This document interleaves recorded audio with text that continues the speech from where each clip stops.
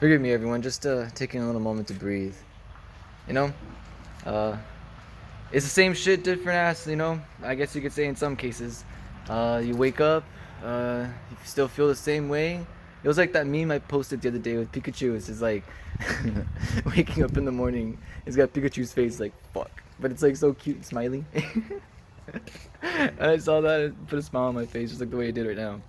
Um, I guess you could say I just feel a little pressure in making this video, but in truth, I guess like I always try to make a point, scenery. We're back here again at this little place, and I try to, I guess you could say, make a good flow with the videos that I have. So just for starters, I guess, in a selfish mean, I guess I really wouldn't be asking for anything, but subscribe. I mean, if you're interested in keeping tabs or following in on or keeping follows, or I don't know how this stuff works. If y'all want to follow me, and continue on this path that I'm going down, and I guess for healthy living, because I'm really contributing. I got a YouTube and 2 pages on Facebook that I'm working on to help with contributing to like our society here. You know what I mean? And I do have my own personal research that I have done myself that I would also wish to publish, well, that I am actually putting together. So like workout routines, mental, physical, spiritual, metaphysics, even like even religious practices. Understanding different types of languages, not necessarily like speaking them from like different world, like other countries and stuff, but more like the one understanding, I guess. I've gained some perspective, I guess you could say, and I don't go around boasting about it, but I guess for making my videos, I have to kind of like not necessarily sell myself, or I guess you could say just be an example of it. Yeah, I'm still trying to figure this stuff out myself. You know what I mean? I'm not like some mystic sitting on a mountain. I'm literally a dude hanging out at a park with his Gandalf hoodie, and that's pretty much where we're gonna start. You see how I'm dressed right now? I'm practically dressed like the way I used to be dressed back in the day. I used to come to this park right here and I look just like this in this exact jacket on a nice chilly day like this, and I would sit on the bench that was right here, and I would smoke what was called spice. I'd be smoking spice. My buddies and I in this whole entire neighborhood, we all used to come out here and hang out in this one spot right here. This was the bench to come to, and it's crazy how it's gone. No matter what you do, you're always gonna see shit up here. We can clean it up every single time, and they're always gonna write shit. So like, it just feels like at home. In this little place set right here, there was a little girl that went missing in this neighborhood, around like this whole neighborhood. She went missing, just one night and never was found. They recently, I believe, I don't know, this is just what I heard, it's a story, I believe I even read it. I haven't looked back into it, it's been a little bit. That's one thing you're gonna notice about me, guys. Like I said, I'm the little people. How can us little people come to be granted or be bestowed or be within also the same likeliness of those who are enlightened that sit on mystic mountains, right? Up in India. How can we also gain all of that when we're down here and we don't really, care to read all those big old books, you know what I mean? How can we find our way to that same godhood or that same godhead, you know what I mean? That same realization of enlightenment. How can we do that, So you're going to realize one thing, I don't really have full-on references. I'm just going to have, what's helped me get through, and I've been able and also absorb and take. Cause you see, I'm a scientist. I actually legitimately sat down and I looked at the world around me, and I was actually like, so the wind does look different when it hits all these different types of trees, because all the canopies are different. And even if it's the same kind of tree, because the way the canopy grew, the wind is still gonna move differently. So the waves don't always look the same. Each tree is different. Some are denser, some are not. Right? I literally would sit down and do that. I still do. I love it. It's what I do. So my friends and I, there's a story here about a little girl, and she was practically buried there, because when they decided to finally rearrange this place and give it a nice touch up, they found her body there. One day I was sitting here in this little bench again, and over there, on that next one, the next bench over, there was a girl sitting there. She looked like about in her early 20s. She was sitting there. And I was just sitting here watching her. For some reason, I was just watching her, and she just sat there. It brings me to tears. Whew. It's crazy how, the Lord, God, the Source, the Creator, the One, the Almighty, the Most High, You know, whatever y'all want to call it, the 0 point, you know, whatever y'all want to call them, whatever you want to call it, you know, before you give it a name, before it has meaning, what it is, what it is, what it is. It literally is that simple, you know. Even God smiles sometimes because we make it so difficult. That's why we suffer, because we take life too serious. Well, there was this young lady, right? She was sitting right over there behind me on that bench over there, and I was there chilling, and I was just here. I just was watching her. For some reason, I just was watching her. You know what I mean? I just felt it in my heart, just watch her. And then I started playing my guitar, and I felt the need to go to her, but there was just this great power holding me back, and it just said no, just keep playing guitar.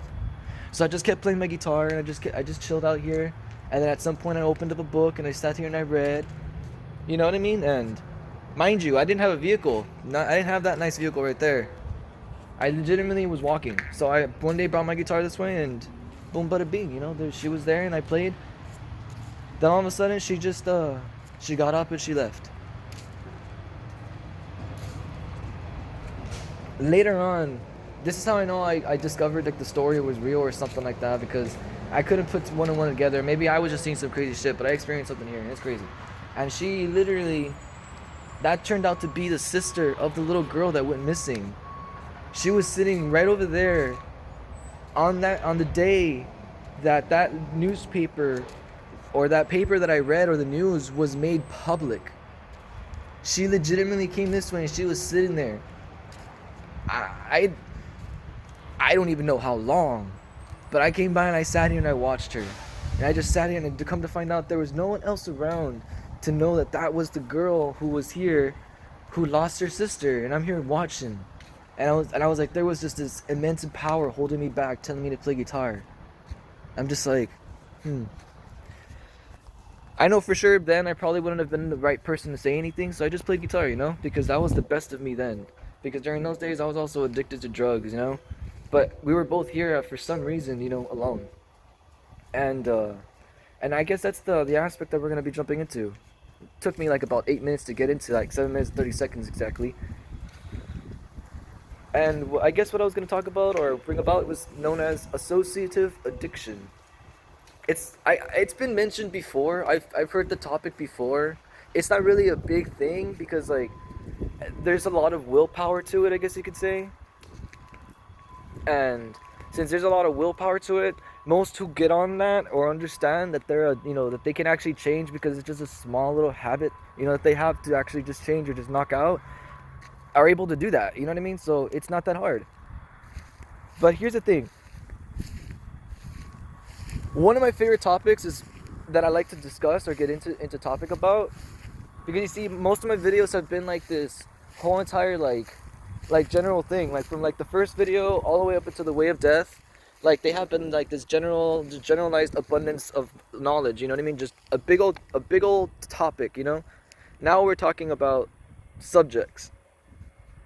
Excuse me. Sorry about that. I do also try to make my videos like in one take, to be as like authentic as possible, I guess you could say.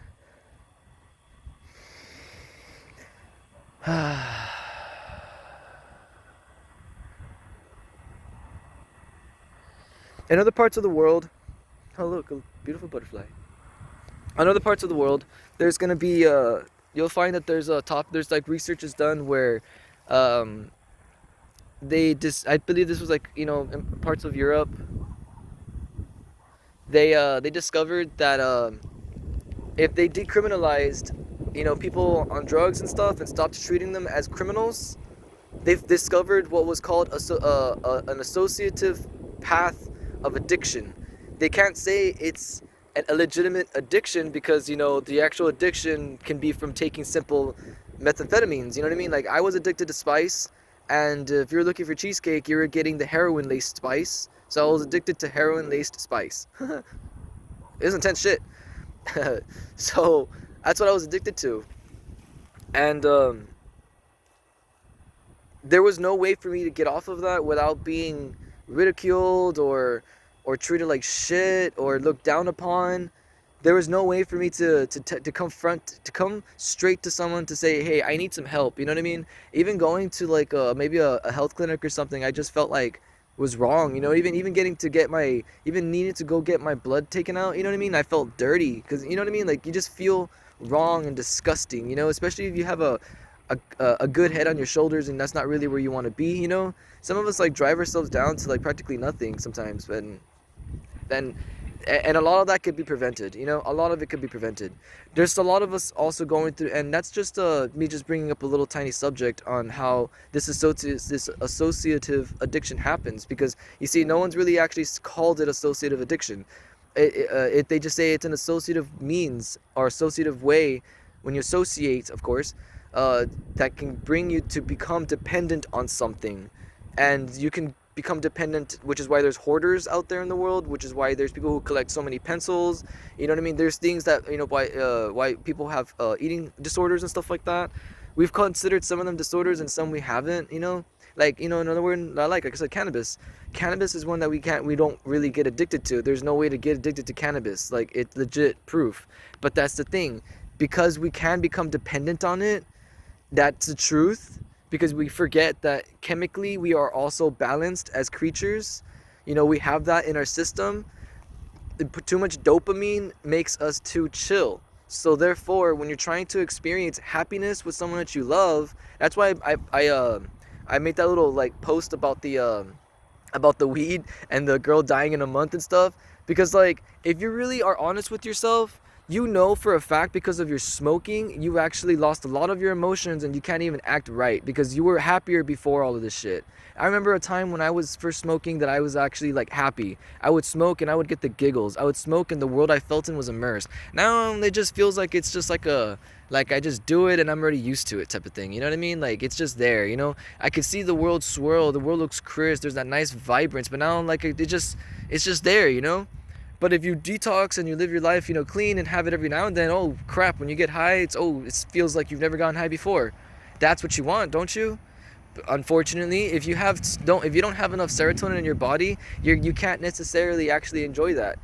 To be honest with you, having dopamine does not mean you're actually feeling that immersed connection when you're seeing all that awesome swirl in the world. It doesn't mean that. It's because if you let yourself develop a little serotonin, or which is the chemical one of the main chemicals in our brain, like norepinephrine or something like that. You'll discover that because you have some serotonin, that's why you feel like connected and immersed with it, and it feels great and conjured, and it feels like wow and amazing, you know what I mean? And like euphoria at its finest, you know what I mean? Like you can really feel stimulated in the sensation and everything, because you have serotonin in your body, and serotonin is a chemical in our bodies that helps us feel connected. So, with that being said, how does one become associative addicted? Or socially addicted. I don't know how to really say it, to be honest with you. It's like I said, it's like a little topic or a little subject that I discovered out in the world, and I just want to help people be aware of it. Most of the information I bring out to you guys legitimately isn't like my own. It's something that I've heard out there, which is why I'm always gonna credit out to the world that I say, you know, because I even learn stuff from the trees sometimes. So picture our grandfathers, right? Our grandfathers were the ones who built the highways to help you get to Corpus Christi so you can go experience that, or to get to Florida so you can go experience Mardi Gras, or for some of y'all folks to go experience, you know, a random hookup in another state, you know what I mean? Like, or to go experience a different state park, you know, in another state, or to travel the world, you know. Our grandparents did these things for us. They built the roads or the pathways and everything for us to be able to have this life, and for us to be able to enjoy these fruits of that spoil, I guess you could say, you know what I mean? But at the time, they were traveling great miles, you know what I mean? Picture your grandfather waking up at 3 or 4 o'clock in the morning, so that way he could walk about 2 miles, be there by maybe 5:30, 6 o'clock, to at a stop, get picked up from there, and then have to drive another 4 hours to get to work, and then be out there all the way till practically past night, not be able to come back because they got to continue the project, stay out there. Sounds a lot like the refinery people that we have nowadays, right? We'll get there in a bit. Grandfather out there just, you know, missing his family, chilling out with his bros. He ain't gay, so he's not gonna be doing shit like that. He's also respectful, so he ain't gonna cheat. You know what I mean? So he's being a good person. This is the finest example. You know what I mean? And we don't always. This isn't always the case. Some of us are actually just pigs. So I'm sorry to say, But the finest example. Let's stick with positivity, everyone. Grandfather out there. He's out there, sitting down alone. One day decides to have a drink. Helps him feel good. Because it does feel good to get a little impaired. It feels good to let go a little bit. That's why alcohol is there. That's why there's ganja. That's why there's teas that help us relax at night and stuff like that. There's so many things that can help the body feel a certain way. Eating a certain way. Eating pineapple is very uplifting. You have enough of it in your diet, you start feeling naturally uplifted. Your happiness starts to boost. Have flaxseed or anything that deals with omega-3, that have enough of it in your diet, and you start seeing your depression decrease. You start being able to live not necessarily happily or blissfully. You start feeling more clean and more light, because you have to still be able to create bliss and happiness and bliss are legitimately most of the time circumstantial. So we also have to understand, most of the time we're actually just chill, and that's already a natural state. So when you have a lot of weed in your system, you're already putting yourself in such a natural state, and that's why I post that little picture meme, with the death of the mom and stuff like that, because it really hits the heart. Because if you truly understand what the picture is and meaning, like, that's how a lot of relationships die sometimes, because of the fact that, or at least the love in a relationship dies, because of the fact that of the numbness of knowing that there is love, but there is no way to feel that actual connection, which is the chemical that allows us to feel that actual sensation when we touch that being. Allows us to feel that immersion when we're having that conversation. Allows us to feel that connection. So when we're a grandfather out there, he starts drinking, right? And every time he's drinking, he's thinking about his family. Now when he comes back, he sees his family, but before he wasn't drinking, and now he has a beer every now and then. It comes back 3 times, only drinks 1 out of those 3, right? And then all of a sudden drinks on the 4th time that he comes back. But little do we know, grandfather out there drinking already. He's already hanging out with his buddies, everything's fine, he's enjoying his time. You know what I mean? He's enjoying himself. There's nothing wrong with him enjoying himself. He's relaxing, he's got a hard day, helps him go to sleep. Okay, he's got his good reasons, right? Some of us can say that for our weed as well, for our ganja. So no excuses. But now all of a sudden, grandfather's an alcoholic. He's at home treating everyone like shit. All he wants is for everyone inside his mind, he's just wanting for everyone to understand that he's hurting, but he doesn't have any way to explain it, because no one ever taught our grandfathers and grandmothers how to be that open, to be able to feel that good. You know what I mean?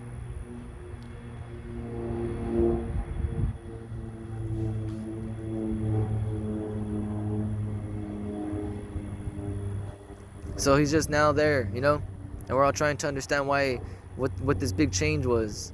You can't really understand it, because we can blame a drunk and an alcoholic for being stupid and being an alcoholic and a drunk, right? But you can't really blame a pothead for being numb and everything, when it just really chills him out. It doesn't really cause him to cause any criminal or crime, right? There's not much you can blame a pothead versus a drunk if you want to have the argument, because there's less accidents and less deaths and all that stuff like that. We can get into a huge debate and find every excuse we can make to tell ourselves that it's okay, that what we're doing is right. I'm gonna tell you, you're never supposed to have smoke in your lungs, period. That's already like one of the bad things, you know what I mean? So if you want a healthier life, the less smoke in your lungs, the better, because you're truly not supposed to even be breathing in incense sticks when they're lit up. That's bad for your lungs. Not even supposed to be breathing any of that crap in. We're not even supposed to be breathing in this air. It's totally polluted. But we're such great factories that our body's able to break that down and actually create a healthy living habitat right here, just alone. Our bodies are like these natural, beautiful constructions, you know what I mean, that naturally do their engineering. And when we become associatively addicted, it's because there's now that thing between you and that. Now, you don't have to necessarily become addicted to drugs. You can become addicted to masturbation. You can become addicted to needing to eat 2 cupcakes before you go anywhere, because it brings you comfort, you know what I mean? And that can lead to you getting overweight because you don't exercise, and that's an unhealthy habit. And this goes out to a buddy that was actually mentioning it. Yeah, you're right, brother. Like, it's very habitual. It becomes a habit, which is why you can't necessarily say that this is a way of becoming addicted, because it's more of a path that leads to addiction. It's catching the process before you get there. It's knowing that, if we take away here in America a criminalized system that sees those who are addicted to drugs that actually want to change, we will see a drastic change. In other parts of the world, they gave clean needles out to addicts because to be able to prevent the spread of HIV and also HIV/AIDS. And it actually, they did see this increase, and they did see also an increase of these same people return back to society, gain lives, IDs, everything, for the simple fact that they were treated differently. They weren't treated as criminals. They were treated as patients. They were treated as people with an illness. In some way, they helped these people understand that what they were going through was curable, and they weren't going to be alienated for it, and there was a way for them to get out. Of course, this wasn't for everyone, because some people actually do live like that, and they won't get out because of their stupid, stubborn ways. But for those who actually want to change, like myself, that's what it's called. It's called associative addiction. It is not necessarily a way that your body becomes like addicted to it, like becoming on a hard drug, like the way I became on a hard drug, or the way our grandfathers became on alcohol. It's not like that. Your body doesn't lose parts of itself and replace it with that. You lose parts of yourself through associative addiction. You lose parts of what helped you stay a good person. I have stopped playing my guitar. I stopped playing my guitar for a bit. I still am struggling to get back into my writing. I haven't written any poems and done anything with my page just yet, because I'm trying to put this routine that I'm putting together that is supposed to be for exercise, which I just recently discovered throughout this month is more than just exercise. I'm not trying to get someone to push themselves, to get them to do 50 push-ups. Anyone could do 50 push-ups if they do it. That's a physical thing. I'm trying to show that there is pathways and gateways that bring us to becoming the people that we are. Some of us get raped, some of us get molested, some of us get hurt, some of us lose family members, some of us go through losing family in fires, some of us lose an entire like a city when we're out, and because they just bombed it. Some of us lost family in the Twin Towers falling and some of us still believe it's conspiracy. There's so much hurt in the world right now, you know what I mean? And all of us are just trying to find that one thing that's going to help us feel that good, feel that goodness again in our hearts. Now, what do we call this? This is called something sacred, or sacredness. What is sacred to me? I love to play guitar, I love to write, to draw, to play video games, to practice martial arts, to make videos like this, philosophy. I like to help, research. These are things that instill goodness into my heart and love into my heart for myself, and so that way I can do that for others. That way I can treat others this way, because if I do these things for myself, then I can show others to do that for themselves. I'd be a living example and say, look, man, like, happiness is not something that you can expect to be circumstantial all the time if you know how to create it. And sometimes it legitimately is just playing your guitar. Sometimes it legitimately is waking up in the morning and making yourself a pancake, or making a video like this saying, you know what, brother man out there who's listening on this video, you're right. It is all habitual. It is really habitual, and that's why it's not really looked upon, and that's why it's hard to get a stoner to accept the fact that, because they've called it also this depersonalization, that the fact that they're trying to experience everything inside themselves before allowing it to come to them. In other words, it's like you're trying to feel the car's speed before you even press the pedal. Like, you're pressing the pedal and you're like checking the speed, when you should just be pressing the pedal and like letting the car work. You know what I mean? You're trying to live the life before you get there, because there's no connection that you have to the tree. You can't feel immersed, like I was saying earlier. Your serotonin is blocked, and they call it depersonalization, because you start to lose yourself. Because you're starting to smoke before you go hanging out. You're starting to smoke before you eat. You're starting to smoke before you shower. You're starting to smoke before this, before that. You're starting to drink before this, before that. You're starting to eat before this, before that. You're starting to have sex before this, before that. You're starting to have, in any way, a selfish indulgence before this, before that. That's how you know you're addicted. Addiction is not something that's going to necessarily only just be alone. It is not alone. It goes along with the word. It's not even hand in hand. They hang out legitimately on the same side. Dependency, codependency, or dependency. And that's what happens. That associative addiction creates dependency on a subject or substance that legitimately creates a blissful happiness in which you are seeking, or yearning, or longing for. And what that means is that yearning and longing for yearning is something that you wish you could have, that you've seen that exists. And longing is something that you've had, that you know it exists, that you wish you could have again. That's what that means. That's what you're doing. And so there's this one thing that you're doing that helps you reach that state. of comfort instead of feeling pain, or instead of feeling a specific emotion, not necessarily positive or negative, that you don't want to experience, thus putting this little thing to help you get there. It could become a good vice. You could still enjoy a good glass of wine after work and stuff like that, you know what I mean? It's just that too much of one thing is bad, and everything in modesty is good, you know? Being too kind to someone legitimately will allow them to keep hurting you, or allow them to keep taking, and you never get reciprocated what you deserve, you know? And that is natural balance. You deserve to get what you owe, or no, you deserve to get what you put out, you know? That you do, you really do. It's the natural world, you know, and you don't go out expecting it right now, you know what I mean? You live your life and you'll see that it's already there, you know, because you live your life like that, it's already there, you know? So that's what, I guess that's what I wanted to talk about in this video. This video is legitimately about associative addiction, and it isn't necessarily an actual addiction. It is a dependency. It is a format of dependency. Associative addiction is more like a process, a pathway that you can catch that leads you there. If you can identify that part, you can stop yourself from going too deep. If you can identify that part, you can also even change a lot about yourself. I know that I've only stuck around in this little part of my life a little too long already, because I really wanted to see if it's true that what I was going through was really just because of a trauma in my life. And honestly, guys, it really is. In truth, I'm actually a bubbly person, but we change because we also have to adapt to the lifestyle that we're going to live as well. So with that being said, you know, I don't want to stretch it on even further, because that could be a different topic for a different subject on its own, and I just want to leave it in associative addiction. Like, coming to this park here helped me feel like I was with my family. I would come here and I would think about them because that's where I wanted to be. But I was ashamed because I was addicted to drugs, and it was hard to be around them because I was always high. I couldn't be not high, you know what I mean, around them. And they were able to see it because that shit would mess me up, you know what I mean? And I wasn't the same person. I wasn't this guy. I was violent. I was egotistical, arrogant, you know what I mean? I wasn't this type of person. And I became addicted because I missed my family. I wanted to see them. I was living on house hopping, living on the road, you know. It was pretty miserable for a little while, and I missed my family. So it's been a hard road to accept the fact that I actually missed my family despite what they did, because that's your family and I still love them, and it's crazy how I still love them after everything that's happened. It's crazy how love works, everyone. And I was lucky to find my next addiction in love. I used to always think it was in the best ganja that I used to buy, but honestly I found it in love. I just know that I enjoy the ganja instead now, where I can now sit here and say, you know what, I don't really need to sit here and actually have it. I can enjoy it whenever I'd like now, you know? That's what I would like for some of you to also have for yourself. And this also goes out for those who deal with depression, anxiety, and stress.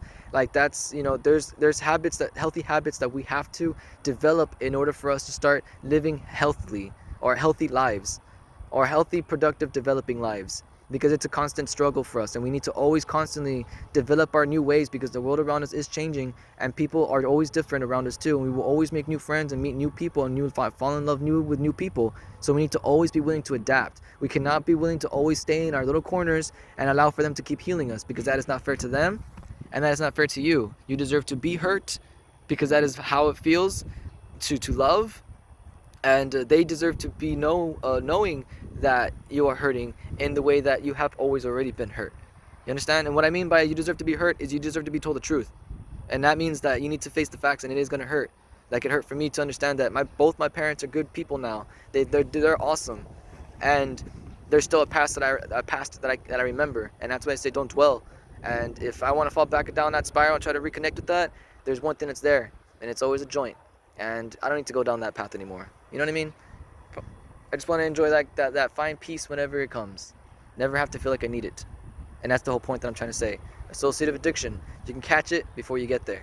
And if we can figure out what that is before, and we can understand self, because like I said, that's the part where you're losing yourself to it. And if you can catch yourself before you start becoming chemically unbalanced and stuff, that can make a huge difference in your life. It really can. So yeah. Don't smoke too much.